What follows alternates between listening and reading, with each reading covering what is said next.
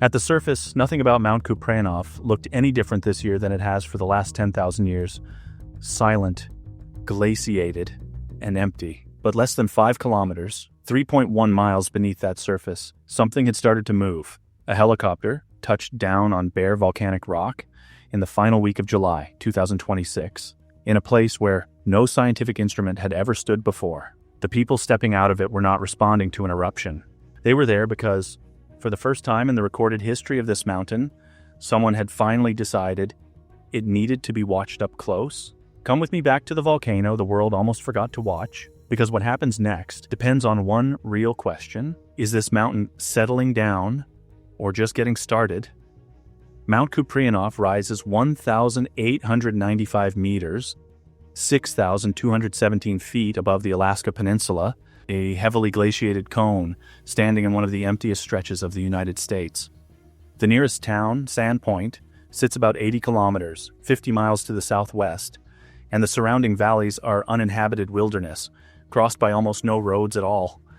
To put that isolation into perspective, that distance is close to the gap between two mid-sized American cities, except here, instead of highways and neighborhoods, there is only ice, tundra, and one sleeping giant. For decades, the only way anyone studied this mountain was from the air. Scientists photographed its shape from small planes.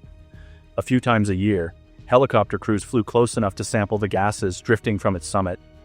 Beyond that, Kupreanof was essentially a blank page in volcanology, a volcano scientists knew existed, but had almost no real data on. Its only geophysical neighbor is Mount Volcano, a far better studied volcano sitting about 27 kilometers, 17 miles to the east. Until last week, every signal coming from beneath Kupreanof had to travel that entire distance before reaching a single working seismometer. Picture trying to hear a whisper in your own house using a microphone set up in the house next door. That is what monitoring this volcano looked like for its entire recorded history, until the ground finally gave scientists a reason to change that. To understand why any of this matters, you first need to understand what a small earthquake beneath a volcano can actually mean. Most earthquakes happen when solid rock breaks under tectonic stress. A sudden snap, sharp and quick. But in February of this year, the earthquakes beneath Kupreanof looked different. They were low-frequency, slower pulses, picked up faintly by that seismometer 27 kilometers, 17 miles away at Volcano. In volcanology, that specific signal usually means one thing, not rock breaking, but fluid moving through rock. And beneath an active volcanic system, that fluid is almost always magma. The Alaska Volcano Observatory, the joint program run by the United States Geological Survey and the University of Alaska, started paying closer attention. Then, in April, satellites orbiting far above picked up something that had never once been recorded at this volcano in the entire history of satellite monitoring: sulfur dioxide, a gas that comes directly from magma, rising from the summit at a rate of 100 to 1,000 metric tons per day. Helicopter surveys back in 2019 and 2022 had measured the normal background level at under 100 tons a day. This was up to 10 times that. On May the 12th, 2026, the Alaska Volcano Observatory raised the aviation color code to yellow and the volcano alert level to advisory. It sounds like a small bureaucratic step. It was not. It was the first formal alert level this volcano had ever received in the history of the observatory's records. A quiet admission that something was genuinely different this time. What made scientists take it so seriously is where the signals were coming from. The earthquakes and the gas both pointed to magma rising to less than 5 kilometers, 3.1 miles below the surface, close enough to reach a fumarole field near the summit. At roughly 1,500 meters, 4,921 feet in elevation, where steam has been quietly escaping from cracks in the rock for at least 75 years.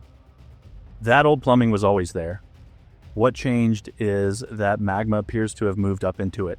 This is not the volcano's first appearance in living memory, even if it is the first appearance in the official record. In 1987, a pilot flying over the Alaska Peninsula reported what looked like a small eruption, steam and ash over the summit. In 2015, a mariner passing the coast reported black smoke drifting from the same direction. Neither report was ever confirmed. But scientists have also found something the pilots and mariners never saw: buried deposits in a nearby valley, evidence of a real explosive eruption that happened sometime within the past 280 years, filling part of a valley on the volcano's flank with fast-moving volcanic material, long before anyone was there to witness it or write it down. By June, scientists finally had the confirmation they had been waiting for. Using satellite radar interferometry, for a technique that measures ground movement in millimeters from orbit, the Alaska Volcano Observatory compared images from before the snow fell in September of 2025 to fresh images taken after the snow melted in June of 2026. The ground around Kupreanof had risen. According to the observatory's analysis, the most likely source is a magma body shaped like a sphere, inflating about 6 kilometers, 3.7 miles beneath the sea level, its volume growing by roughly 0.04 cubic kilometers, about 0.01 cubic miles. Enough new molten rock to fill somewhere around 16,000 Olympic swimming pools, sitting quietly beneath a mountain with no working monitor of its own. And so, in the final week of July, engineers finally installed Kupreanof's very first dedicated monitoring station, not permanent yet, its data not even flowing in real time, but the first instrument this volcano has ever had planted directly on its own ground, closing a gap that had existed for the entire recorded history of human observation here. Nobody lives close enough to Kupreanof to have felt any of this happening beneath their feet. But somewhere in the archives of the Alaska Volcano Observatory, there is a folder holding 2 lonely, unverified reports spanning almost 30 years. Got a pilot's radio call in 1987, a mariner's note in 2015, 2 people who each, alone on ordinary days, looked up at a mountain everyone assumed was permanently silent and quietly wondered if they had just seen something no one else would believe. None of this means Kupreanof is about to erupt. Magmatic intrusions like this one happen beneath volcanoes around the world fairly often, and most of the time, the magma simply stalls, cools, and never reaches the surface at all. Scientists at the Alaska Volcano Observatory have been clear about that, and just as clear that if this particular intrusion keeps escalating, they would expect more warning signs before any eruption, not fewer. What makes Kupreanof different is not the danger of an imminent explosion. It is that every single piece of data being collected right now is being collected for the very first time at this mountain, with almost no history to compare it against.